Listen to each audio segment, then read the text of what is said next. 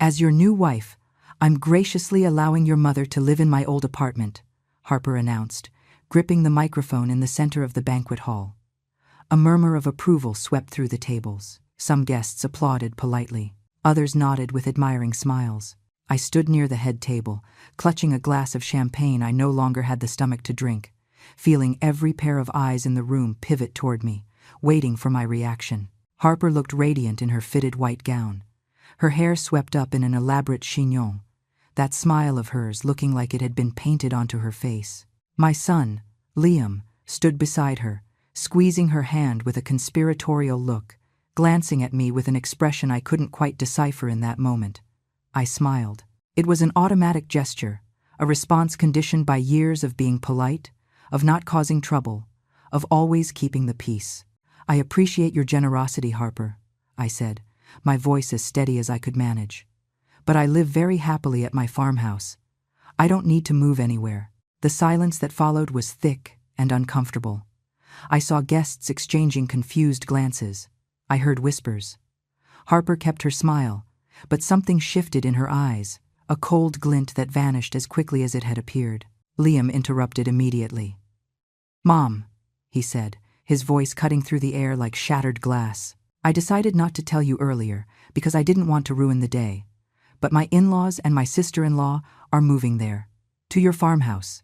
It's all arranged." I felt the floor drop out from under me. The chandeliers in the ballroom suddenly seemed blindingly bright. The background noise faded into a distant hum. I looked at Liam, searching for some sign that this was a joke, some indication I had misheard. But no. He looked at me with absolute seriousness. It was that expression he wore when he had made up his mind and would brook no argument. I scanned the room, looking for faces I didn't know well. Harper's parents, her sister, the Sterling family. I swept my gaze over every table, decorated with white hydrangeas and linen tablecloths. I searched through the groups of guests, chatting and laughing. But they weren't there. "Where are they?" I asked, my voice coming out smaller than I intended. "Where are your in-laws and your sister-in-law, Liam?" "Mom," he replied with a casualness that pierced me like ice. "They went to the farmhouse a few hours ago. We wanted them to start getting settled while we were here at the ceremony. It was just more practical this way." The words rained down on me like stones. While I was here, at this wedding reception, celebrating what I thought was a special moment for my son, 3 people I barely knew were inside my house, in my farmhouse, in the place I had bought with 30 years of work and sacrifice. Then I spoke up, loud enough for everyone in that hall to hear. "No one lives in my farmhouse without my consent. No one." The silence that followed was absolute. The jazz band in the corner seemed to stop playing. Conversations ceased. Everyone was staring at us now. Liam's face flushed a deep crimson. Harper was no longer smiling. "Mom, you're making a scene," Liam hissed, taking a step toward me. "Don't ruin my wedding with your whims." "Whims?" I repeated, feeling something fracture inside my chest. "Defending my property is a whim now?" Harper stepped forward, crossing her arms. "Eleanor, my family needs a place to live. You have that huge farmhouse for just one person. It's selfish of you to refuse when I'm offering you my apartment in exchange. It's a fair trade." Fair. That word echoed in my head like a cruel joke. There was nothing fair about this. Nothing fair about them disposing of my home without asking me. Nothing fair about offering me a favor I had never requested. "I didn't ask for your apartment, Harper," I replied, maintaining my calm even though I was trembling on the inside. "And your family has no right to enter my property without my authorization. I don't care what you agreed to between yourselves. That farm is mine." Liam raised his voice. "It's already decided, Mom. They're staying there. You can move into the apartment or find somewhere else, but this isn't negotiable." Not negotiable. The words of my son, of the boy I had raised alone after becoming a widow, of the young man for whom I had worked double shifts at the plant to pay for his tuition, of the man who was now kicking me out of my own home. I took off the shawl I was wearing and let it drop onto the nearest chair. I gripped my purse with shaking but firm hands. I took a step back, distancing myself from them. "So you've decided for me," I said, looking Liam directly in the eyes. "You've decided to give away what isn't yours. You've decided that your mother doesn't even deserve to be consulted about her own home. Mom, Don't exaggerate. It's just 3 people. The house has 4 bedrooms. There's plenty of space. Plenty of space. As if that were the only thing that mattered. As if the years I worked to buy that land meant nothing. As if my right to decide over my own sanctuary was something he could just ignore. I'm leaving, I announced clearly. I'm leaving this party right now. And when I get to my farm, your in-laws and your sister-in-law are going to have to leave. I don't care how you solve it, Liam. But that house is mine and mine alone. You can't do that, he shouted. We already told them they could stay. You can't humiliate me like this in front of everyone. I looked at him, feeling a profound sadness mixed with something new I was just beginning to recognize. It was anger. It was disappointment. But it was also clarity. You humiliated me first, son. You decided on my life without consulting me. You gave away what wasn't yours to look good for your wife. Now, I decide for myself. I turned around and started walking toward the exit. Every step took an enormous effort. I could feel the stairs burning into my back. I heard whispers, stifled gasps, Liam's name being pronounced with pity or judgment. Harper yelled something behind me, but I wasn't listening anymore. Her words were lost in the buzzing that filled my ears. Liam called me one more time, but I didn't stop. I couldn't stop. If I did, if I hesitated for even a second, I would crumble right there. I reached the exit of the banquet hall, and the cool night air hit my face. I breathed deeply, feeling the oxygen fill my lungs. My hands shook as I dug for my car keys in my purse. I had to get to the farm. I had to see with my own eyes what was happening there. I had to face these people who had entered my house as if they had some right to it. I got into my car and locked the door. For a moment I sat still, gripping the steering wheel tight, trying to steady the tremors in my hands. I could see the lights of the venue through the windshield. I could imagine what they were saying inside. The comments, the judgments, the opinions about the groom's mother who ruined the wedding. But something had shifted inside me. Something fundamental that had nothing to do with what others thought. I started the engine and drove out of the parking lot. The road to the farmhouse was dark. There were barely any other vehicles. The city lights faded behind me as I advanced along the route I knew by heart. It had been 20 years since I bought that property. 20 years since I signed the papers with shaking hands, unable to believe I finally had something of my own. A place where no one could tell me what to do. A space built with my effort, with my labor, with my dreams of having a quiet refuge for my old age. Liam was 10 when we moved there. I remember how he ran around the land, exploring every corner, how he helped me plant the first apple trees, how he told me that when he grew up, he was going to take care of me and the farm. Now that same boy was taking everything from me. I gripped the wheel harder. I wasn't going to cry. Not yet. First, I had to resolve this.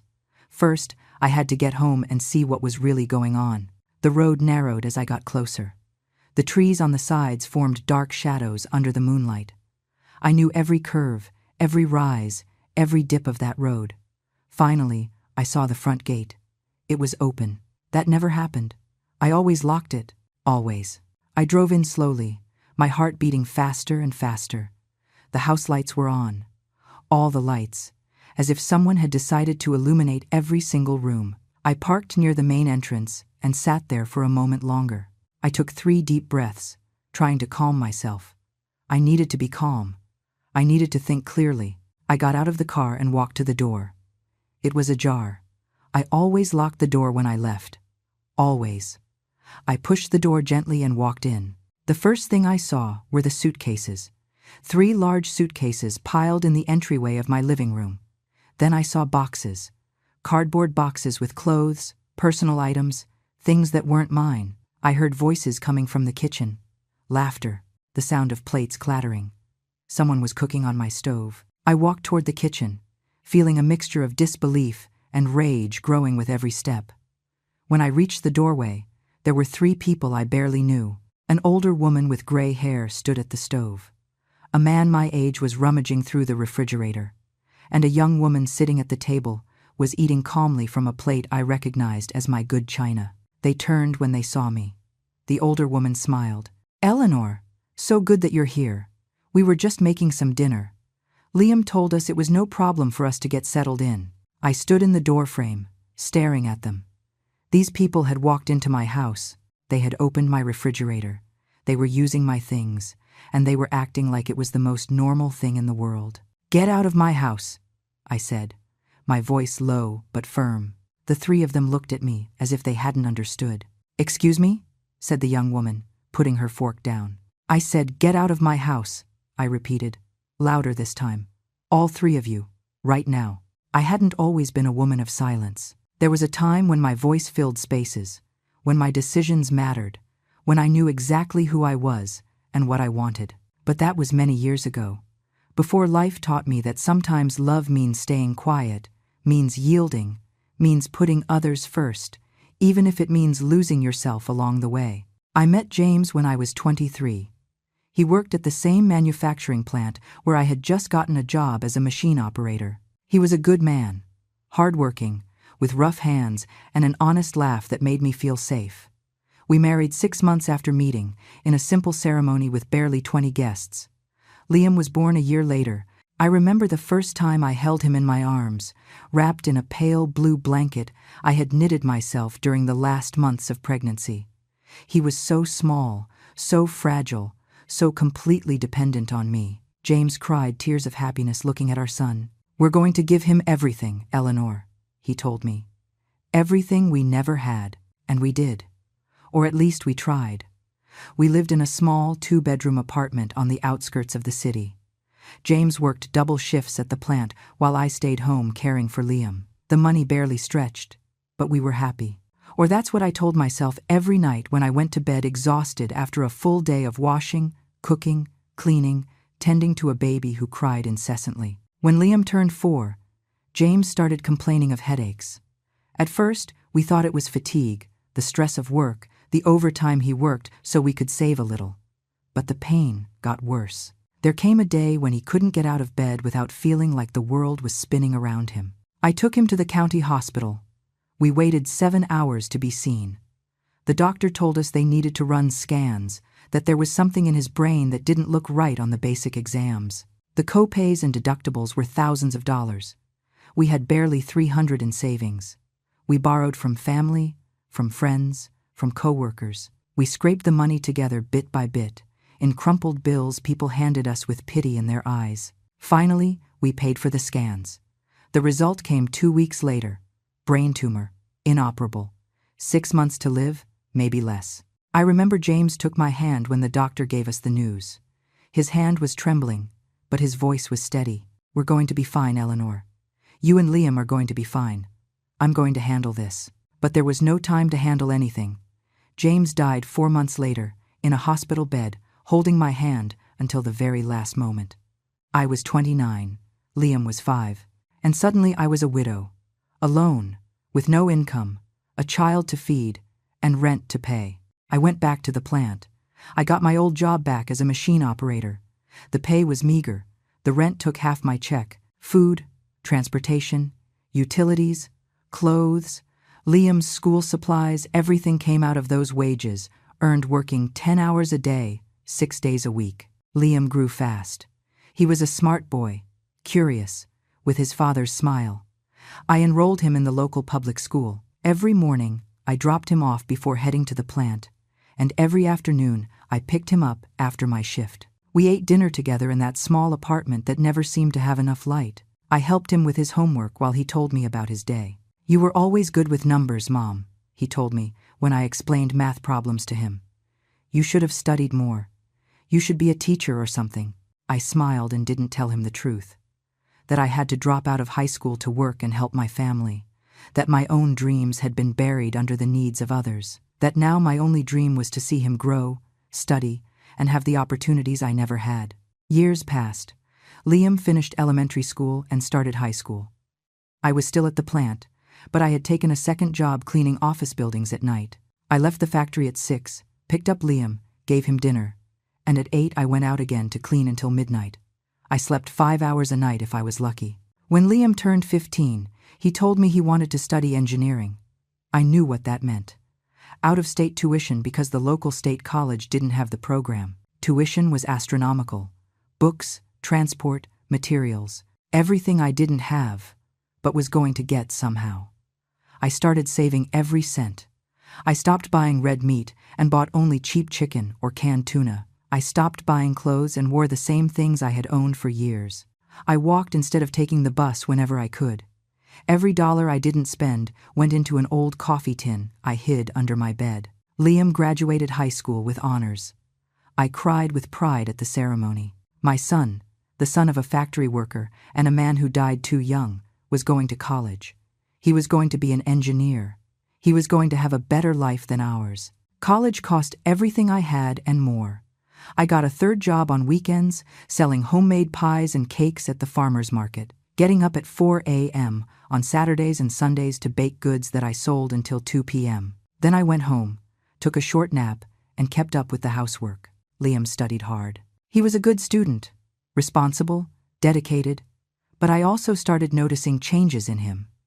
He didn't tell me as much about his day. He spent more time with his college friends than with me. When I asked him how things were going, he answered in monosyllables. Fine. Nothing special. Don't worry about it. He met Harper in his junior year. She was also studying engineering. She came from a wealthy family who lived in the best part of the city. The first time Liam spoke of her, I noticed something different in his voice. An enthusiasm I hadn't heard before. An admiration that bordered on obsession. I'd like you to meet her, Mom, he said one afternoon. She's incredible. She's smart, beautiful, and her family has important connections. Her dad owns a construction firm. I smiled and said I'd love to meet her. But something inside me tensed. Maybe it was instinct. Maybe it was the fear of a mother who knows her son is growing up and pulling away. I don't know. Harper came to dinner at the apartment one Saturday night. She arrived in an elegant dress and heels that clicked loudly against the worn floor of the living room. She looked around with an expression that tried to be polite but failed to hide her disdain. It's cozy, she said with a forced smile. Very authentic. I prepared my best meal. Roast chicken with potatoes and salad. Homemade bread I had baked that morning. A simple fruit cobbler with cream. Harper ate little, moving the food around her plate more than bringing it to her mouth. She talked almost the entire dinner about her family, about the trips they had taken to Europe, about her father's company expansion plans. Liam looked at her, entranced. I looked at him and saw a young man who was falling in love not just with a woman, but with a lifestyle he had never had. After that dinner, Liam started spending less time at home. He spent weekends with Harper and her family. He called less. When he came to the apartment, he was always in a hurry to leave. There was always something more important to do. I told myself it was normal. That children grow up and become independent. That I should be happy he had a life of his own, friends, a girlfriend. But deep down I felt a void growing every day. Liam graduated as an engineer at 24. I was at the ceremony in a dress I had bought second-hand, but which had cost me 2 weeks of savings. I watched him go up on stage to receive his diploma and felt that everything had been worth it. The years of sacrifice, the sleepless nights, the extra jobs, everything. He got a job immediately at Harper's father's company, a position with a good salary, benefits, opportunities for growth. He moved into a nice condo in a safer neighborhood. I helped him move, carrying boxes even though my back ached. You'll come visit often, right, Mom? He said as we arranged the furniture in his new living room. Of course, son, I replied. Whenever you want me to come, I'll be here. But the visits became sporadic. Once a week turned into once every 2 weeks. Then once a month. Then only on special occasions. Birthdays, Thanksgiving, Christmas. I was still working at the plant. I had quit the other jobs because my body couldn't handle the pace anymore. I was 52 and felt every year in my joints, in my back, in my hands that could no longer hold heavy things without trembling. It was around that time I started thinking about buying a property, something of my own, a place where I could spend my final years in peace. I had saved for 30 years. I never allowed myself luxuries. I never spent on unnecessary things. Everything went into that account, which now held nearly $50,000 for a down payment. I looked for months. Finally, I found the farmhouse. It was an hour from the city, surrounded by trees, with a large lot and a simple 4-bedroom house. The price was right for a fixer-upper in the country. It was perfect. I told Liam about my plan. He frowned. Why do you want to go so far away? Mom, "You're going to be alone out there. It's better if you stay close by." But I had already made the decision. I signed the papers, put down my life savings, took out a manageable mortgage, and moved to the farm when I was 54. Liam helped me move, but he complained the whole time about the distance, about how isolated the place was, about what would happen if I got sick. "I'll be fine," I told him. "This is my dream, my own place," and it was. For the first few years, the farm was my sanctuary. I planted a vegetable garden and flowers. I fixed up the house bit by bit, painted the walls, refinished the floors. I made the place feel truly mine. For the first time in my life, I felt I had something no one could take away from me. Liam came to visit less and less. He always had work, commitments, plans with Harper. I understood. Or at least I told myself I did. Children have their own lives. It's natural. It's how it should be. When Liam announced he was marrying Harper, I was happy for him. I asked if I could help with anything, if he needed money for the wedding. He told me no, that Harper's family was taking care of everything, that he only needed me to be there on the day of the ceremony. And I was there, in my best dress, with a smile on my face, happy for my son, even though inside I felt something breaking. Because I knew that look in Harper's eyes, that way she observed me as if I were something to be tolerated, something to be disposed of eventually. The preparations for Liam's wedding had begun 6 months before the official date. I found out through a quick, almost casual phone call where my son informed me they had set the day and booked the venue. He didn't ask my opinion on the date. He didn't consult me to see if that day worked for me. He simply stated it, like someone announcing the weather forecast. Harper's family took charge of everything from the start. Every detail, every decision, every element of the celebration passed through the hands of Linda Sterling, the bride's mother. A woman of 62, with perfectly dyed chestnut hair, designer clothes, and a way of speaking that made it clear she knew more than everyone else about any subject. I tried to get involved at first. I asked Liam if I could help with anything, if they needed me to collaborate on any aspect of the organization. He told me not to worry, that everything was under control, that Harper's family had experience with these types of events. "But I'm his mother," I said, trying not to sound desperate. "I'd like to participate, even if it's something small." "Mom, don't complicate things," he replied with that tone he had developed in recent years, a mix of forced patience and barely contained annoyance. "There are already enough people handling everything. You just have to show up on the wedding day and enjoy yourself." Enjoy myself. As if I were just another guest, and not the groom's mother. Weeks passed, and I still knew nothing concrete about the wedding. I didn't know what colors they had chosen for the decor. I didn't know how many people were attending. I didn't know if they wanted me to give a speech, or if they simply expected me to sit in silence and clap when appropriate. I decided to visit Liam at his condo one Saturday afternoon. I rang the doorbell and waited several minutes before he opened the door. He had messy hair and looked like he had just woken up, even though it was already 2 in the afternoon. "Mom, I didn't know you were coming," he said without moving from the doorway. "I wanted to talk to you about the wedding," I replied. "I haven't heard anything in weeks and I'd like to be in the loop." He sighed and finally let me in. The condo was messy. Boxes were stacked in a corner, clothes thrown over the sofa, dirty dishes on the dining table. This wasn't how I had raised him, but it wasn't my place to say anything anymore. Harper arrived a few minutes later. She walked in with shopping bags from expensive boutiques, wearing sunglasses even though we were inside. She greeted me with a peck on the cheek that barely grazed my skin. "Eleanor, what a surprise," she said, dropping the bags on the sofa. "We didn't know you were coming." "I just wanted to talk about the wedding," I repeated, feeling my voice sound smaller and smaller. "I'd like to know if there's anything I can help with." Harper exchanged a look with Liam before answering. "Well, everything is pretty much set. My mother has handled every detail. She's an expert at organizing events. Actually, she just hired the best catering service in the city. It costs nearly $20,000, but it's worth every penny. $20,000 on food. I had married James with a total budget of $500, and we had been just as happy. But I said nothing. I just nodded. "And is there anything I can contribute?" I asked. "Maybe the flowers or the centerpieces or something?" Harper smiled in that way I had learned to recognize. A smile that didn't reach her eyes. a smile that said my offer was unnecessary and likely unwelcome. That's very sweet of you, Eleanor, but really, it's all covered. My father insisted on paying for the entire wedding.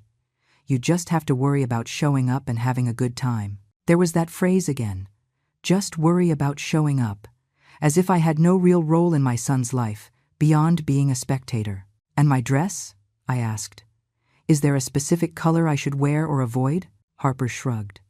Whatever you want is fine. We don't have a strict dress code for the guests. Guests. She had just called me a guest at my own son's wedding. Liam intervened. Mom, don't take it the wrong way. Harper just means there's no pressure on what to wear. Wear whatever makes you feel comfortable. Comfortable.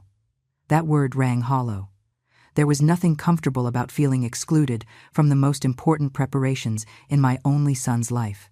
I stayed a few minutes more asking questions that Harper answered vaguely. Finally, I understood that my presence there wasn't desired, and I said goodbye. Liam walked me to the door. Don't feel bad, Mom, he said quietly. It's just that Harper and her family have a very particular way of doing things. It's better to let them handle it. I nodded and walked out of the condo with a weight in my chest I hadn't felt before. On the drive back to the farm, I stared out the window, wondering at what moment I had lost my son. At what moment had I gone from being the most important person in his life to being someone in the way? The following weeks were a series of small exclusions piling up. Liam called less. When he did, the conversations were brief and superficial. How are you? Fine. How's everything going? Good. See you at the wedding? Sure. I tried not to think too much about it. I told myself he was busy with preparations, work, his new life, but at night, when the farmhouse fell silent and I lay in bed, I couldn't help but feel that something was breaking between us, something that perhaps couldn't be repaired. A month before the wedding, I received a call from Linda Sterling. It was the first time she had contacted me directly. Her voice was sweet, but with a barely perceptible edge. Eleanor, I need to ask you something important, she said. Liam mentioned that you live alone on a rather large farm. Is that correct? Yes, I replied, not understanding where the conversation was going. I've lived on my farm for almost 10 years. It must be difficult to maintain such a large property at your age, she continued. And you must feel lonely out there, so far from everything. I'm very well, I said, feeling my back tense up. I like my house, and I don't feel lonely. There was a brief pause. Of course, Linda said. I was just asking because we are looking for a quieter place. The city has become so noisy, and my husband Richard needs clean air for his respiratory issues. And Tiffany, our youngest, also prefers a more country atmosphere. I didn't answer. Something in her tone put me on alert. Anyway, just curious, she finished. See you at the wedding, Eleanor. She hung up before I could say anything else. I stood there with the phone in my hand, feeling an uneasiness I couldn't explain. There was something about that conversation I didn't like, something that sounded like preparation for something bigger. 2 weeks before the wedding, Liam came to visit me at the farm. He arrived alone, which was strange because lately he always came with Harper. He sat in the living room and accepted the coffee I offered, but there was a tension in him that made me nervous. Mom, I need to talk to you about something. He started after several minutes of awkward silence. Tell me, son. He looked at his coffee cup, as if the words he needed were inside. Harper and I have been thinking about the future, about how we want to build our life together. That's normal, I said.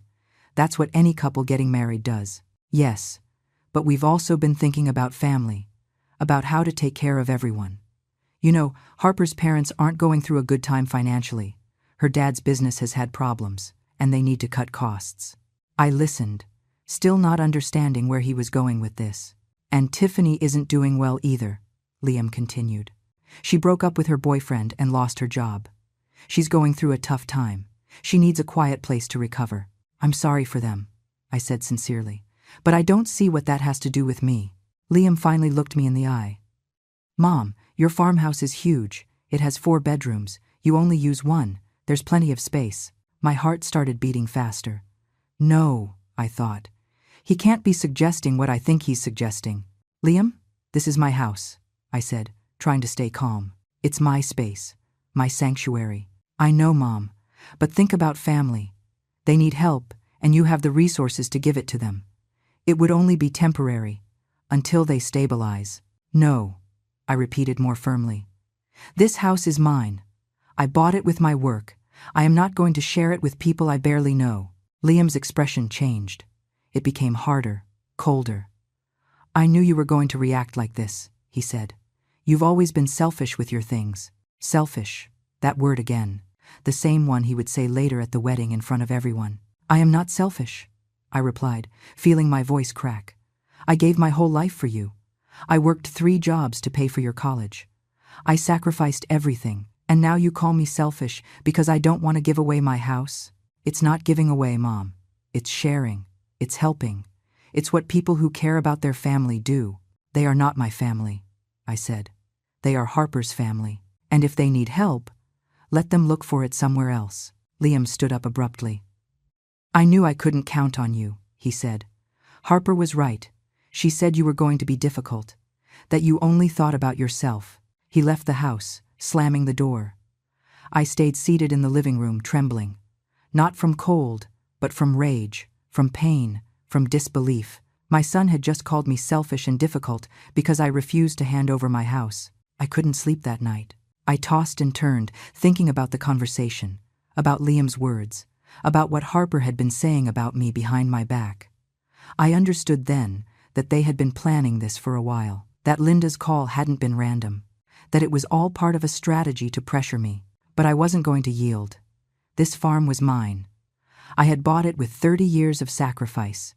It was the only place in the world where I felt truly at peace. And no one, not even my own son, was going to take it from me. The wedding day arrived with a clear sky and a gentle breeze moving the curtains of my bedroom. I woke up early even though the ceremony didn't start until 6 in the evening. I had slept poorly, with fragmented dreams where Liam shouted things at me I couldn't quite understand and Harper laughed from somewhere I couldn't see. I got up, made coffee, and sat on the porch looking at the garden I had cultivated for years. The apple trees I had planted with my own hands were already bearing fruit. The flowers growing along the driveway filled the air with their sweet perfume. This place was mine. I had built it with effort, with patience, with the hope of having a refuge in my later years. I passed the morning tidying up details in the house. I watered the plants, organized shelves, cleaned surfaces that were already clean. Anything to keep my mind occupied and not think about the conversation I had with Liam 2 weeks ago, about how he had called me selfish, about how he had stormed out of my house. At 2 in the afternoon, I started getting ready. I took a long bath, dried my hair carefully, applied light makeup. I took the dress I had bought especially for the occasion out of the closet. It was wine-colored, elegant but discreet, with long sleeves and a cut that flattered my figure. It had cost me $200 that I had saved for months. I wanted to look good for my son. I wanted him to be proud of me. I put on the dress, the low-heeled shoes I had polished that morning, and a faux pearl necklace James had given me on our 2nd anniversary. I looked in the mirror and saw a 64-year-old woman who had worked her whole life, who had lost the love of her youth, who had raised a son alone, and who was now preparing to watch him marry a woman who despised her. I left the farm at 4:30. The venue was an hour away from the city. I drove in silence, listening only to the sound of the engine and the tires on the pavement.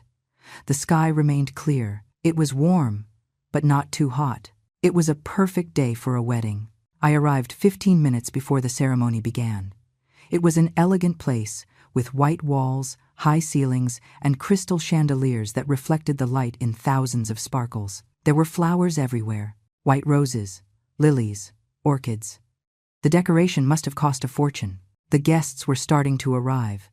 I recognized some distant relatives, co-workers of Liam's, people I hadn't seen in years, all dressed in expensive clothes, speaking in hushed tones, admiring the decor. I stood near the entrance, not knowing quite where to place myself. An event coordinator approached me. "You are the groom's mother?" she asked with a professional smile. "Yes," I replied. "Perfect. Your seat is in the front row on the left side. Please, follow me." She led me to my seat. It was a prime spot with a direct view of the improvised altar where Liam and Harper would marry. But I was alone in that row. There was no one else seated near me. On the other side, The front row on the right was full. Linda Sterling in a gold dress, Richard Sterling in a dark suit, Tiffany Sterling in a pink dress that showed too much skin, and several other relatives of Harper conversing animatedly among themselves. I sat and waited. Guests kept arriving. The hall filled up. Everyone seemed to know each other. Everyone seemed to belong to a world I didn't know, a world of money, contacts, conversations about trips and businesses and properties. The music started. Liam entered from the side of the altar with his best man. He looked nervous but happy. He wore a perfectly tailored black suit that fit him well. He stood at the altar and looked toward the entrance, waiting for his bride. Then Harper made her entrance. She walked arm in arm with her father down the center aisle while everyone stood to see her. Her dress was spectacular, bright white with crystal embroidery, a long train that two little girls held carefully. The veil covered her face, but you could see her satisfied smile beneath the transparent fabric. The ceremony was short. The justice of the peace officiated, speaking about love, commitment, family. Liam and Harper exchanged vows they had written themselves, pretty words about the future, about building a life together, about loving each other forever. I listened and felt a huge distance between my son and me, as if the man standing there at the altar were a stranger with Liam's face. They kissed when the officiant declared them husband and wife. The guests applauded. The music played louder. Everyone stood as the couple walked down the aisle holding hands, smiling for the cameras capturing every moment. Then came the reception. Tables were decorated with white tablecloths, fresh flowers, and elegant china. There was an elevated head table where the bride and groom would sit, along with both sets of parents. As I headed there, Linda intercepted me. "Eleanor, your seat is at that table," she said, pointing to a table next to the head table, but not at it. "But I'm the groom's mother," I said, confused. "I know, but we decided that only the couple and us would be at the head table. It's a tradition in our family. I hope you understand." I didn't understand. In no wedding I had ever seen was the groom's mother excluded from the head table. But I said nothing. I just nodded and went to sit where they indicated. At that table were some of Liam's distant uncles, who barely spoke to me all night. Dinner was served. Seafood appetizer I barely touched because I wasn't hungry. Main course of steak with vegetables I ate in silence while listening to the conversations around me. Everyone talked about how beautiful the wedding was, how elegant the place was, how good the couple looked. Then the speeches began. Richard Sterling was first. He stood at the head table with a glass of champagne and spoke about his daughter, about how proud he was of her, about how Liam was a good man who deserved someone as special as Harper. Everyone applauded. Then Linda spoke. She cried while telling anecdotes from Harper's childhood, describing how happy she was to see her married, wishing the couple all the happiness in the world. More applause. I waited for my turn to speak, but it never came. No one gave me the microphone. No one asked me to say a few words about my son. It was as if I didn't exist, as if Liam didn't have a mother. I remained seated, feeling humiliation turn into a physical weight on my chest. I looked at Liam, looking for some sign that he realized I had been excluded from everything, but he was busy laughing with Harper, pouring champagne, greeting guests who approached to congratulate him. The music started and people began to dance. I stayed in my chair observing. No one asked me to dance. No one came to talk to me beyond superficial greetings. I felt invisible. It was then that Harper took the microphone. The room fell silent as she waited with that perfect smile I knew so well. I looked at her wondering what she was going to say now, and then she said it. Those words that would change everything. "As your new wife, I'm graciously allowing your mother to live in my old apartment." The room erupted in murmurs of approval. I felt every gaze turn toward me. I felt the heat rising to my face. I felt the humiliation of being treated like a charity case, like someone who needed permission from others to have a place to live. I smiled. It was a reflex, a habit ingrained from years of being polite, of not causing trouble, of keeping up appearances. "I appreciate your generosity, Harper," I said with the steadiest voice I could find. "But I live very happily at my farmhouse." I saw Harper's smile freeze for just a second. I saw Liam tense up, and then he spoke. "Mom, I decided not to tell you earlier because I didn't want to ruin this day, but my in-laws and my sister-in-law are moving there. The world stopped. Liam's words echoed in my ears, but my brain couldn't fully process them. I looked around the hall looking for the Sterlings. Linda wasn't at the head table. Neither was Richard. Tiffany had disappeared. All three had disappeared. Where are they? I asked, my voice weak. Where are they right now? They went ahead to the farm. Mom, Liam replied with that cruel naturalness. They went a few hours ago to start getting settled. We thought it was better this way. I did not authorize that. The words left my mouth before I could stop them. I did not give permission for anyone to enter my property. Mom, don't make a scene, Liam said, looking at me with a mix of shame and anger. They need a place and you have plenty of room. Don't be selfish. Selfish. There was that word again, pronounced in front of 200 people, hurled against me like a public insult. Harper approached, her wedding dress swishing against the floor. Eleanor, my family needs that place. You are alone on that huge farm. It's only fair that you share your space. Besides, I'm offering you my apartment. It's a reasonable trade. Fair, reasonable. Words that sounded nice but hid the theft of my home, the theft of my peace, the theft of the only thing that was truly mine. I looked at my son, the boy who had grown up in my arms, the young man who had cried on my shoulder when his father died, the man who now looked at me as if I were an annoying obstacle in his plans. Then I said loudly so everyone could hear, "No one lives in my farmhouse without my consent. If your in-laws and your sister-in-law are there right now, I suggest you call them and tell them to leave, because that property is mine and mine alone." The silence was total. I could hear my own breathing. I could feel every pair of eyes pinned on me. Liam's face was red with embarrassment and rage. "You are ruining my wedding," he muttered through gritted teeth. "No, son," I replied, feeling a cold clarity. "You are making a fool of yourself by disposing of my property without consulting me, by inviting people to live in my house without my permission." Harper crossed her arms. "You are ungrateful. My family just needs help, and you have plenty of space. You should be grateful I'm offering you my apartment." "I don't need your apartment," I said, staring at her. "And your family has no right to my farm. I worked 30 years to buy that property. No one gave it to me, and no one is going to take it from me." Liam took a step toward me. "It's already decided. They stay, period. You can move or find another place." Something broke inside me in that moment. It wasn't just pain. It was absolute lucidity. My son was kicking me out of my own house. He was taking the only thing I had, and he was doing it in front of everyone as if he had that right. I picked up my shawl from the chair. I grabbed my purse with both hands. "So you have made your decision," I said with a firm voice, "and I am making mine. I am leaving now, and when I get to my farm, I am going to make your in-laws leave. I don't care how you solve it." "You can't humiliate me like this," Liam shouted.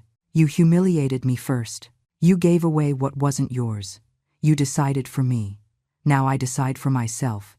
And this wedding is over for me." I turned and started walking toward the exit. Murmurs exploded behind me. I heard voices, exclamations, my name being spoken. But I didn't stop. I kept walking with my head held high and my heart shattered, but with a determination I hadn't felt in years. The cool night air hit my face as I left the banquet hall. I breathed deeply, trying to calm the tremor running through my body. My hands shook as I fished for the car keys in my purse. My fingers fumbled. The keys slipped. I had to try 3 times before I could grip them firmly. I got into the car and locked the door. For a moment I sat completely still, hands on the wheel, looking at the hall lights through the windshield. I could imagine what was happening inside. The whispers, the comments, the disapproving looks at the groom's mother, who had ruined the wedding with her selfishness. But I knew the truth. I hadn't ruined anything. They had crossed a line they shouldn't have crossed. They had taken something that wasn't theirs, and I wasn't going to sit there accepting it with a smile. I started the engine and drove out of the lot. The city streets were lit up, and there was traffic even though it was almost 9 at night. I drove carefully, forcing myself to focus on the road, even though my mind wanted to race in 1,000 different directions. I needed to get to the farm. I needed to see with my own eyes what was happening. I needed to confront these people who had entered my house without permission. But as I drove, a voice in my head began to whisper doubts. "What are you going to do when you arrive? How are you going to get 3 people out of your house? What are you going to say? Do you have any legal right to kick them out? Or is Liam right and you're just being difficult? I shook my head, trying to silence those voices. No, I had every right in the world. That property was in my name. I had paid every cent. I was the legal owner, and no one could stay there without my consent. But still, fear tightened my stomach. When I left the city and took the highway toward the farm, I took out my cell phone. I needed to talk to someone. I needed advice. I thought about calling some of my old coworkers from the plant, but I hadn't spoken to them in years. I thought about calling my cousin Mary, but she lived in another state and couldn't help with anything practical. Then I remembered Mr. Harrison. He was a lawyer I had met briefly at a holiday party a few years back. He had given me his card, saying if I ever needed legal advice to call him. I had kept that card in my wallet without thinking I'd ever need it. I pulled the car onto the shoulder of the highway and searched for the card with trembling hands. It was bent and worn, but the number was still legible. I dialed, not knowing if he would answer at this hour. The phone rang 4 times before a male voice answered. Hello, Mr. Harrison. My name is Eleanor Davis. I don't know if you remember me. We met a few years ago at the Miller's house. There was a pause. Eleanor. Yes, I believe I remember. What can I do for you? I apologize for calling so late, I said, feeling my voice crack a little. But I have a legal emergency, and I don't know who else to turn to. Tell me what's happening, he replied with a professional but kind tone. I explained the situation as clearly as I could. My son, his wedding, his wife's family, the farm, how they had entered without my permission while I was at the ceremony. I spoke fast, stumbling over words, trying not to sound hysterical even though inside I felt like I was about to crumble. Mr. Harrison listened without interrupting. When I finished, he remained silent for a few seconds before speaking. Eleanor, what they are doing is clearly illegal. No one can occupy your property without your consent. It doesn't matter if they are relatives of your daughter-in-law or if your son gave them permission. He is not the owner of the property. You are. So I can kick them out? I asked, feeling enormous relief. Yes, you can. In fact, you must do it immediately. If they refuse to leave, you can call the police and report them for trespassing. Do you have all the documents proving the farm is yours? Yes, I have everything. The deed, the mortgage receipts, everything is in my name. Perfect. Then my advice is that you go to your property, inform them clearly that they do not have permission to be there, and give them a reasonable time frame to pack their things and leave. If they refuse, call the police immediately. And tomorrow morning come to my office so we can review your full legal situation and ensure your son cannot make any claim on the property. Thank you, I whispered, feeling tears beginning to form in my eyes. Thank you for helping me. That's what we're here for, Eleanor. And remember, you are not doing anything wrong. You are defending what is rightfully yours. Don't let anyone make you feel guilty about that. I hung up and sat in the car a few minutes longer. Mr. Harrison's words echoed in my head, giving me the strength I needed. I wasn't being selfish. I wasn't exaggerating. I was defending my right to decide over my own life, over my own house. I took 3 deep breaths and started the engine again. I continued down the highway with renewed determination. I wasn't shaking anymore. I wasn't doubting. I knew exactly what I had to do. The road grew darker as I moved away from the city. Only my car's headlights illuminated the way. I knew every curve, every tree, every sign on this route I had driven hundreds of times. But tonight, everything felt different. Tonight I wasn't returning to my refuge. I was returning to take back what had been stolen from me. Finally, I saw the front gate to the farm. It was completely open, the metal gates swinging to the sides as if someone had pushed them forcefully. I always locked that gate. Always. It was one of my security routines. But now it was wide open, inviting anyone to enter. I drove through the gate and followed the dirt road leading to the house. Lights were on in every room. From outside, I could see movement through the windows.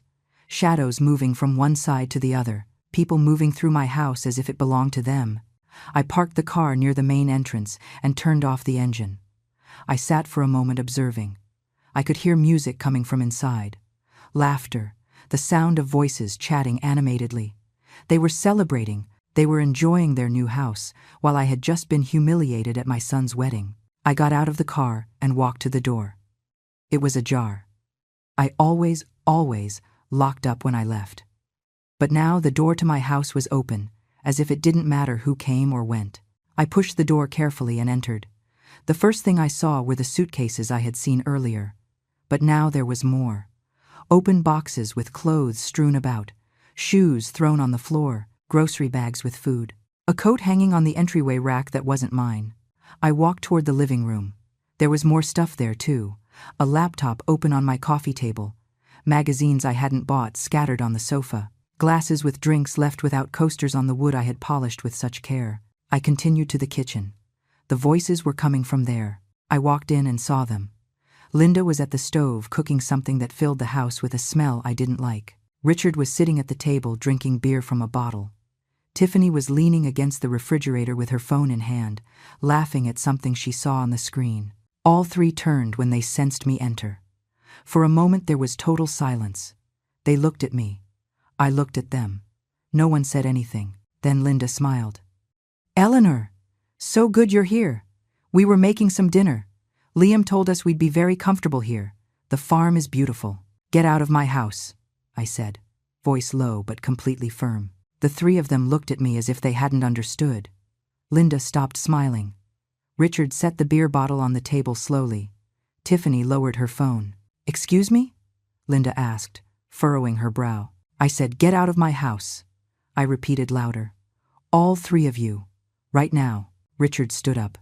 "Eleanor, I think there's a misunderstanding. Liam told us we could stay here. He assured us you were on board." "I am not on board," I replied, feeling rage rise in my chest. "I never gave permission for you to enter my property. This house is mine. The deed is in my name, and you have no right to be here." Tiffany stepped forward, arms crossed. "You're exaggerating. We just need a place to stay temporarily. It's not a big deal. Besides, Liam is your son. You should want to help his in-laws." "You are not my family," I said, looking directly at her. "You are strangers who entered my house without permission. That is called trespassing, and if you don't leave voluntarily, I'm going to call the police." Linda let out a dry laugh. "You wouldn't do that. Liam would never forgive you. Think about your relationship with your son." "I don't have a relationship with my son anymore," I said, feeling the words come out easier than I thought. He decided to break it when he disposed of my house without consulting me, when he called me selfish in front of 200 people, when he chose to look good for you instead of respecting his mother. The silence that followed was heavy. Richard and Linda exchanged glances. Tiffany had dropped her arms and was looking at me with a mix of surprise and anger. "You have 48 hours to pack your things and get out of here," I said with a steady voice. "If in 48 hours you are still here, I will come with the police and they will remove you by force. And believe me, my hand won't shake to do it." "This is ridiculous," Tiffany shouted. "You can't kick us out like this. We have an agreement with Liam." "Liam doesn't own this property," I replied. "I do, and the only agreement that matters is the one I authorize, and I do not authorize you living here." Richard tried a different tactic. "Eleanor, let's be reasonable. We are going through a tough time financially. We just need a little time to stabilize. You have so much space here, it wouldn't cost you anything to share it." "It cost me 30 years of work to buy it," I said, feeling every word loaded with pain and anger. "It cost me sacrificing everything to have something of my own, and I am not going to give it away because it's convenient for you." I walked toward the wall phone in the kitchen. "I'm calling my lawyer right now, so this is documented," I said. "And tomorrow, first thing, I'm going to the sheriff's office to file a formal report. You have 48 hours, not a minute more." I dialed Mr. Harrison's number. He answered on the first ring. "Mr. Harrison, I'm at the farm. They are here and refusing to leave. Tell them exactly what I instructed. 48 hours. If they don't leave, report them, and I will be there to back you legally." "Thank you," I whispered. I hung up and turned to the Sterlings. "You heard. 48 hours. And now get out of my kitchen. This conversation is over." I spent that night in my own house feeling like a stranger. I locked myself in my bedroom, something I had never done before because I had always been the only person living there. But now there were 3 intruders under my roof, and I didn't trust them. I heard their voices through the walls, occasional laughter, the sound of doors opening and closing, footsteps going back and forth. I couldn't sleep. I lay in bed staring at the ceiling, cell phone in hand in case I needed to call someone. Every noise startled me. Every creak of the wood put me on alert. This was my house, my sanctuary, and now I felt like a prisoner in my own room. When morning finally broke, I got up exhausted. I took a quick shower, dressed, and left the room, determined not to hide in my own home. The Sterlings were in the kitchen having breakfast. They had used my coffee maker, my mugs, my bread, my butter. They had served themselves as if it were all theirs. "Good morning," Linda said with a forced smile when she saw me enter. I didn't answer. I simply took a mug from the shelf, poured myself coffee, and went out to the porch. I wasn't going to argue with them. I wasn't going to give them the satisfaction of seeing me lose control. I was just going to wait for the deadline to expire. I spent the morning in the garden, tending to plants, watering fruit trees, doing anything to keep busy. At 10 in the morning, I left the farm and drove to Mr. Harrison's office in the city. His office was in an old but well-maintained building downtown. I went up to the 3rd floor and knocked on the door with the sign, reading Harrison and Associates. A secretary showed me in, and minutes later I was sitting across from Mr. Harrison at his desk. He was a man of about 50, with graying temples and a serious but kind expression. He listened intently as I recounted all the details. I showed him the property deed, payment receipts, everything proving the farm was legally mine. "Your situation is clear, Eleanor," he said after reviewing the documents. "You are the sole owner of the property. Your son has no legal right to it. And the people occupying your house without your consent are committing a civil offense that borders on criminal trespass. If they don't leave voluntarily within the time frame you gave them, we can proceed with a formal eviction or trespassing charge." "And my son?" I asked, feeling my throat tighten. "Can he make any legal claim on the farm?" "No, unless you signed a document giving him rights to the property. Have you signed anything like that?" "Never," I replied firmly. "I never gave him any document related to the farm. Then he has no rights. The property is yours and yours alone. My recommendation is that besides removing these people, you draw up a clear will specifying what happens to your assets in the future. That way you avoid confusion or appropriation attempts." I nodded, feeling a weight in my chest. Making a will meant accepting that my relationship with Liam was broken. It meant protecting myself from my own son, as if he were an enemy. But I knew it was necessary. "I also recommend," Mr. Harrison continued, "that you change the locks on your house immediately and install a security system, if you can afford it. You need to feel safe in your own home." "I will," I said. "I'll do whatever is necessary." I left Mr. Harrison's office with a list of steps to follow. First, I went to a hardware store and bought new deadbolts for all the doors. It cost me $120, but I didn't care. Then I went to an electronics store and asked about security systems. The most basic one was $300. It was money I hadn't planned to spend, but I needed it. When I returned to the farm at noon, the Sterlings were still there. They had hung their clothes on the clothesline in the garden, clothes hanging next to mine, as if it were the most normal thing in the world.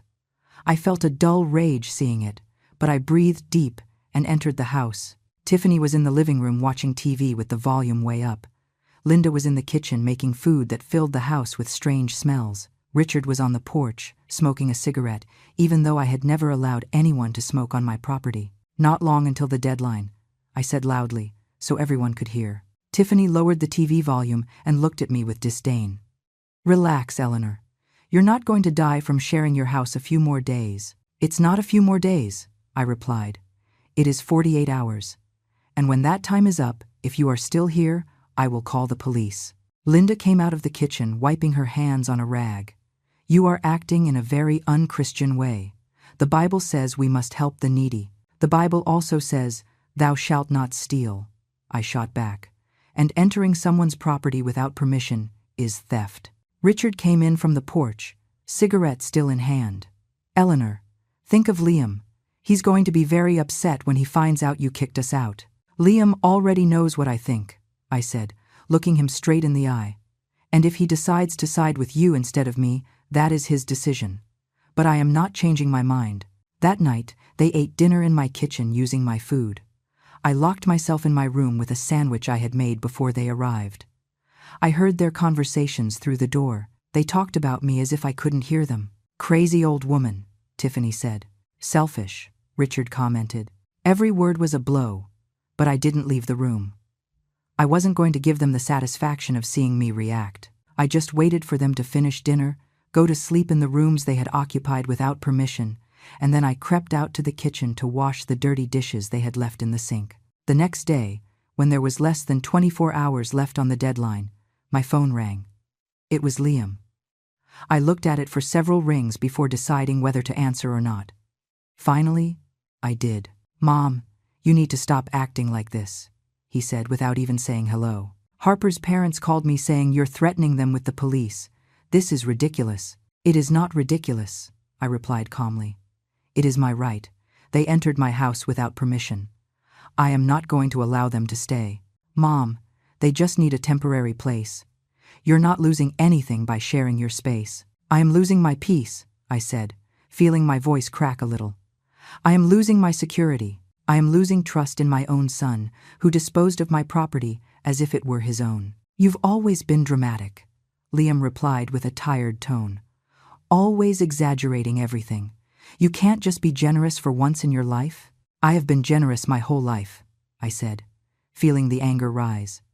"I was generous when I worked 3 jobs to pay for your college. I was generous when I supported you in every decision you made, even if I disagreed. I was generous when I accepted Harper, even though I saw from the start how she looked down on me. But this isn't generosity you're asking for. It's for me to let myself be trampled." "I'm not going to keep arguing this," Liam said. "The Sterlings are staying at the farm, period.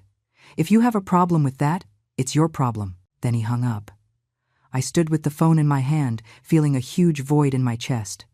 My son had just hung up on me. My son, to whom I had dedicated my entire life, had just told me my feelings didn't matter. When the 48 hours were exactly up, I was in the living room, phone in hand, ready to call the police. The Sterlings were in the kitchen eating dinner calmly, as if nothing was happening. I dialed 911. "I need to report a trespassing," I said when the operator answered. "There are 3 people on my property refusing to leave, even though I gave them a legal notice." The operator took my information and told me a patrol car would arrive in less than 30 minutes. I hung up and waited. Linda came out of the kitchen with a look of disbelief. "You can't be serious. You're not actually calling the police." "I already did," I replied without looking at her.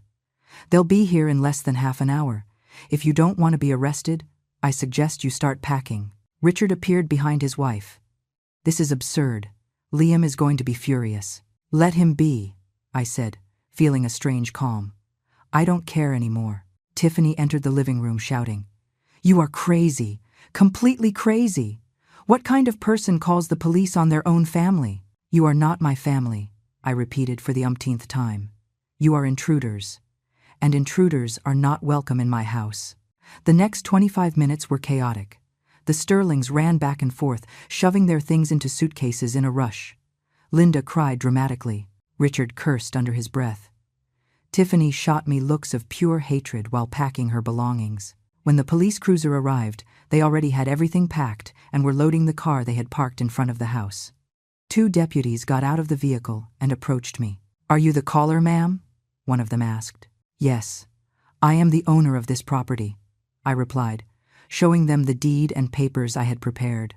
These 3 people entered without my permission and refused to leave. The deputy reviewed the documents and then looked at the Sterlings. "Do you folks have any documentation showing you have a right to be here? A lease?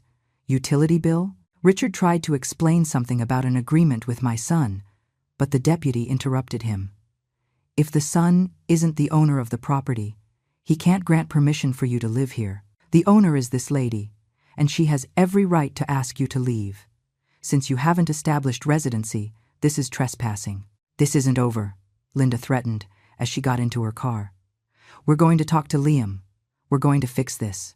"There is nothing to fix," I said firmly. "Don't ever come back to my property. If you do, I will report you again." The Sterlings finally left, leaving a trail of dust on the road. I stood on the porch watching their taillights disappear into the distance. The deputies stayed a few minutes longer, taking notes for the report. "You did the right thing, ma'am," one of them told me before leaving. "No one has the right to invade your property, no matter who they are." When they finally left, and I was alone on the farm, I went inside and locked the door. The silence was absolute. For the first time in days, my house was mine again. I walked through every room, gathering the things the Sterlings had left behind. Forgotten clothes, magazines, trash. I cleaned the whole house that night. I washed the sheets they had used. I disinfected surfaces. I opened all the windows to let fresh air in. I wanted to erase any trace of their presence. The days following the eviction of the Sterlings were strangely quiet. I woke up every morning expecting some kind of retaliation, some furious call, some attempt to re-enter my property. But nothing happened. The silence was absolute, and that unsettled me more than any confrontation. The first task I did was change every lock in the house. I hired a locksmith who came early one morning and replaced every deadbolt. It cost me $250, but it was worth every penny. When he finished the job, I had a new set of keys and the certainty that no one could enter without my permission. Then came the installation of the security system. A technician arrived the next day and placed cameras at the main entrance, the gate, and the back of the house. He also installed motion sensors and an alarm connected directly to my cell phone. If anyone tried to enter, I would know immediately. The whole system cost $450. It was money from my emergency fund. But this was an emergency. Liam didn't call during those first few days. I checked my phone constantly, expecting to see his name on the screen, but it never appeared. Part of me wanted him to call so I could explain how I felt. Another part of me knew it was probably better this way. There was nothing to say that wouldn't end in another argument. I blocked Harper's number after she sent me 5 texts in a row, calling me selfish, bitter, and a bad mother. I also blocked Linda when she started sending me religious messages about forgiveness and charity. I didn't need to be bombarded with messages designed to make me feel guilty. I spent my days tending to the farm.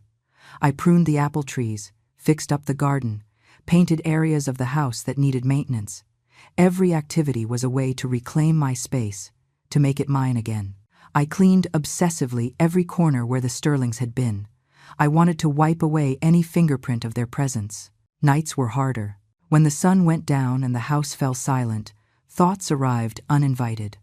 I thought about Liam, about the boy he had been, about how he hugged me when he was scared, about how he told me I was the best mom in the world, about how all that had slowly disappeared until it became this. This painful rift I didn't know if I could fix. Sometimes I cried. I sat on the porch with a cup of tea and let the tears fall freely. It wasn't just sadness for the loss of my son. It was also rage for everything I had sacrificed to get here. It was frustration, feeling that nothing I had done had been enough. It was fear of facing the rest of my life completely alone. But after crying, I dried my tears and breathed deep. I reminded myself I had made the right decision, that defending my dignity wasn't selfishness, that setting boundaries wasn't cruelty, that I deserved respect, even if it came from my own son. A week after kicking out the Sterlings, I received an unexpected visit. It was Sarah, my neighbor who lived on the farm 3 miles down the road. She arrived with a homemade pie and a worried expression. "Eleanor, I've been thinking about you," she said when I invited her in. "I heard what happened with your son. People talk a lot in town. I didn't know what to say. I didn't want the whole area knowing my family problems, but I also understood that in small towns, news travels fast. I want you to know," Sarah continued, "that you did the right thing. I've seen too many women our age get trampled by their own families, letting them take their houses, their savings, their peace, and then they end up with nothing. You were brave to defend yourself." Her words hit me deep. Brave. No one had called me brave in my whole life. I had always been the self-sacrificing one, the long-suffering one, the one who endured everything without complaint. But brave, that was a new word.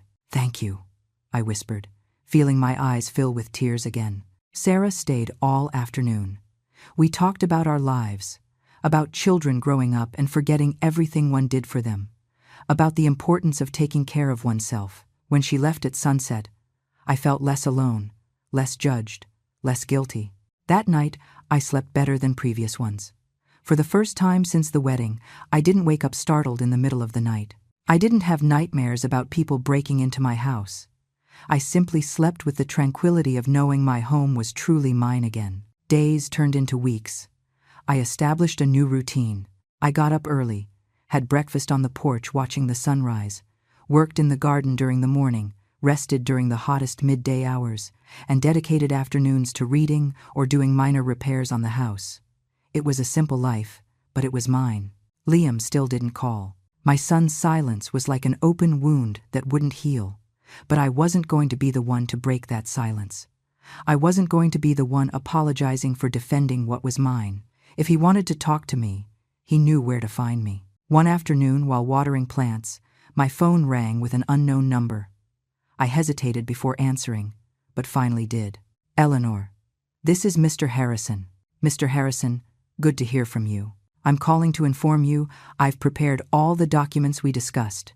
Your will is ready. I also prepared a power of attorney so that in case of a medical emergency, you have someone trustworthy who can make decisions for you. We need you to come sign them. I'll be there tomorrow, I said, feeling a weight in my stomach. Signing those documents meant officially accepting that my family had fractured. The next day I drove to the city and signed all the papers. In my will, I left the farm to a charity organization that helped older women without resources. If Liam wanted anything from me after my death, he wasn't going to get it, and the power of attorney I gave to Sarah, my neighbor, who had proven to be more family in a week than my own son in years. When I left Mr. Harrison's office, I felt strangely liberated. I had taken total control of my life and future. No one could manipulate me. No one could take anything from me. I had reclaimed my power. 3 weeks after kicking the Sterlings out, I received another call from Mr. Harrison. His voice sounded satisfied. Eleanor, I have good news. I've reviewed all your legal documentation, and I can confirm your property is completely protected. No one can make any claim on it. Not your son, not your daughter-in-law, not her family. Everything is legally ironclad. I felt enormous relief hearing those words.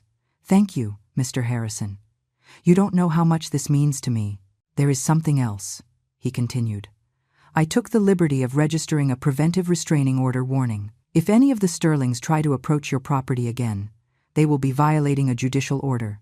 It will be enough to have them arrested immediately. Is that necessary? I asked, feeling a bit of guilt. It's a precaution. You hired me to protect your rights, and that is exactly what I am doing. These people already demonstrated they don't respect boundaries. It's better to be prepared. You're right. Thank you for everything. I hung up and sat on the porch, feeling a mix of relief and sadness. I was legally protected, but emotionally I remained wounded. The wound of knowing my son had betrayed me in the most painful way possible. The following days were quieter. I had found a strange peace in my solitude.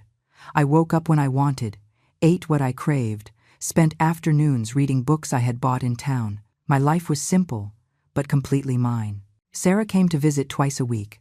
She brought homemade food, and we sat on the porch talking for hours. She told me about her own problems with her adult children, about how they also expected her to solve all their financial problems without ever thanking her for everything she had done. It's the curse of mothers of our generation, she told me one afternoon.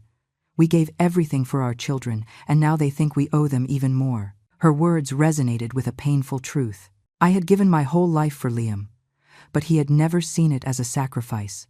He had seen it as an obligation, as something I had to do without expecting anything in return. One day, while I was in town buying supplies, I ran into Betty, an old coworker from the plant where I had worked for years. She hugged me tight when she saw me. Eleanor, long time no see. I heard what happened with your son. The whole plant is talking about it. I felt ashamed at first, but Betty continued speaking before I could respond. I want you to know that all the women you worked with are on your side. We all think you did the right thing. In fact, your story has inspired several of us. She leaned in. Christina finally told her daughter no when she wanted her to sell her house to give her the money. And Valerie stopped giving money to her son, who never worked a day in his life. I was speechless. I hadn't thought my situation could have any impact on other people.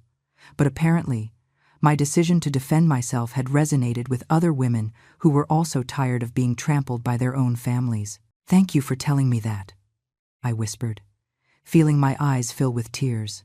"You were always strong, Eleanor," Betty said, squeezing my hand. "Just that before. You didn't know it."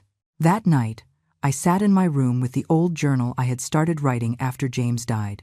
There were pages and pages of entries about Liam, about his achievements, his problems, his joys.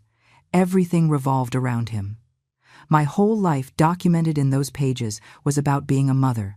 But now I started writing about me, about Eleanor, about the woman who had worked 30 years to buy herself a farm, about the woman who had defended her right to have peace in her own house, about the woman who had said no when all her life she had said yes.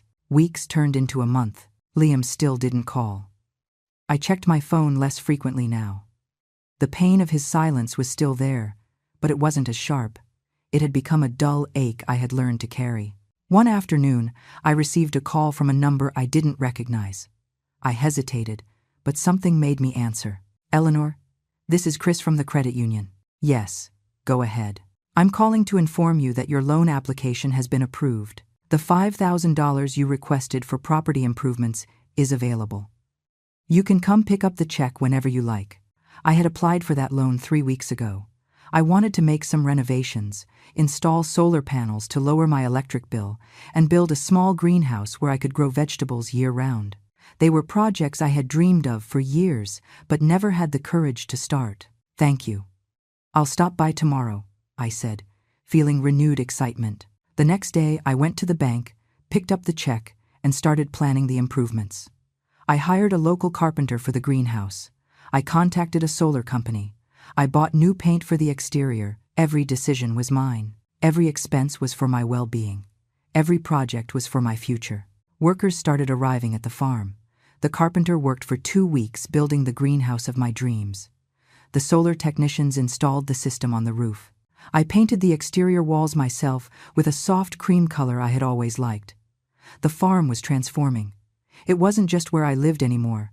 It was my project, my masterpiece, my legacy to myself. Sarah came one afternoon to see the progress and smiled, seeing everything I had achieved.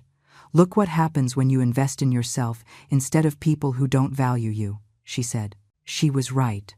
For years I had invested all my money, time, and energy in Liam, and he had taken it as his right. But now I was investing in myself, and the difference was palpable. I felt alive in a way I hadn't felt in decades. One night, while admiring the finished greenhouse under the moonlight, my phone beeped. It was a text from an unknown number. When I opened it, I saw it was from Harper. "Your son is suffering because of you. I can't believe how cruel you've been to him and my family. I hope you can live with that guilt." I read the message twice. Before, a message like that would have destroyed me. It would have made me question every decision I had made. But now, I just felt a cold calm. I blocked the number without replying. I didn't need to defend myself. I didn't need to explain anything. My actions spoke for themselves. I had defended what was mine, and that was enough. That night I slept deeply, surrounded by the peaceful silence of my farm. A silence that no longer scared me but comforted me. It was the silence of a woman who had finally found her own voice. 6 months had passed since Liam's wedding. 6 months since my life had changed completely. I was at the town's farmer's market buying fresh strawberries to make jam when I saw him. Liam was on the other side of the stand, looking at tomatoes with a distracted expression. He looked different, thinner, paler. There was something in his posture that denoted exhaustion. Our eyes met. For a moment, neither of us moved. Time seemed to stop between the vegetable stands and the bustle of the market. Then he took a step toward me. "Mom," he said softly. "Liam," I replied, maintaining my calm though my heart beat fast. "Can we talk?" he asked, pointing to a bench nearby. I nodded, and we walked in silence until we sat down. There was so much distance between us despite being side by side. He looked at his hands. I looked straight ahead. "I've been thinking a lot about everything that happened," he started finally. "Harper and I are having problems. A lot of problems. Her parents keep pressuring her to get money from somewhere. She pressures me. Everything is about money and properties and who has what. I listened without interrupting. It wasn't my place to fix his marital problems. I realized something, Liam continued, voice cracking. I never valued what you did for me. You worked your whole life to give me opportunities, and I took it as my right. I never thanked you. I never respected you. And when you finally had something of your own, I tried to take it from you. Tears began to fall down his cheeks. I looked at him and saw the boy he had been, the young man I had raised alone. But I also saw the man who had betrayed me. Forgive me, Mom, he whispered. Please, forgive me. I was a terrible son. I don't deserve your forgiveness, but I'm asking for it anyway. I breathed deep before speaking. Liam, what you did hurt me more than you can imagine. You didn't just try to take my house. You disrespected me. You humiliated me publicly. You called me selfish for defending what was mine. I know, he said, covering his face with his hands. I know, and I'm ashamed every day. But there is something you need to understand, I continued. I forgive you, not because what you did is okay, but because carrying that resentment would hurt me more than you. I forgive you. But that doesn't mean things go back to how they were. He looked at me with red eyes. What does it mean then? It means you have to earn my trust again. It means you will respect my boundaries and my decisions. It means you are never again going to try to manipulate or pressure me to do something I don't want to do. And it means your relationship with Harper and her family is your problem, not mine. Liam nodded slowly. I understand. I promise you, Mom, I'm going to be better. I'm going to be the son I always should have been. Don't make me promises, son. Show me with actions. We sat a few minutes longer in silence. It wasn't an uncomfortable silence now. It was a silence of understanding, of acceptance, of a new beginning that would have to be built with patience. How are you? He asked finally. How is the farm? It's beautiful, I replied with a small smile. I made a lot of improvements, installed solar panels and built a greenhouse. Now I grow my own vegetables all year round. I'd like to see it someday, he said timidly. If I allow it. Someday, I replied. When we are both ready. We said goodbye with a brief hug. It wasn't the warm hug of before, but it was a start. I watched him walk away through the market crowd and felt a mix of sadness and hope. Sadness for everything we had lost. Hope that perhaps, with time and effort, we could build something new. I returned to the farm at noon. The sun shone on the solar panels. The greenhouse was full of green, healthy plants. The freshly painted walls of the house looked beautiful under the clear light. This was my home, my sanctuary, my achievement. I sat on the porch with a cup of coffee and looked at the horizon. Life had taught me hard lessons in these last months. It had taught me that self-love is not selfishness, that setting boundaries is not cruelty, that defending what is yours does not make you a bad person. It had also taught me that it is never too late to take control of your own life, that at 64 you can still be brave, that you can still reinvent yourself, that you can still choose your own happiness. Sarah arrived that afternoon as she always did on Thursdays. She brought fresh bread and we sat together on the porch. I told her about my meeting with Liam. She listened intently and then smiled. You did the right thing, she told me. You gave him a chance, but you didn't gift him your trust. He has to earn that. That's right, I replied, feeling peace in my heart. That night, as the stars began to appear in the sky, I walked through my farm. I touched the trees I had planted. I smelled the flowers I had cultivated. I went into the greenhouse and checked my plants. All this was mine. I had built it with my work, with my sacrifice, with my determination. I stood in the middle of the garden and breathed the fresh night air. For the first time in my life, I felt completely free. Free of expectations I couldn't meet. Free of sacrifices no one valued. Free of being who others wanted me to be. Now I was simply Eleanor, a 64-year-old woman who had learned to defend herself, a woman who had reclaimed her dignity, a woman who had found her own voice and was never again going to allow anyone to silence her. The future was uncertain. I didn't know if Liam would really change. I didn't know if our relationship would fully repair. I didn't know what awaited me in the coming years. But what I did know was this. My farm was mine. My life was mine. My decisions were mine. And no one, Absolutely no one was going to take that from me again.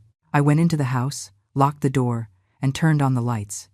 Everything was in its place. Everything was exactly how I wanted it. This was my house. This was my home. This was my sanctuary. And I was at peace. Finally, after a lifetime of giving, of sacrificing, of putting others first, I was living for myself, and that feeling was more powerful, more liberating, more satisfying than anything I had experienced before. I went to bed that night with a smile on my face. Tomorrow would be another day on my farm, another day of my life, another day of being completely, genuinely free. And that was more than enough.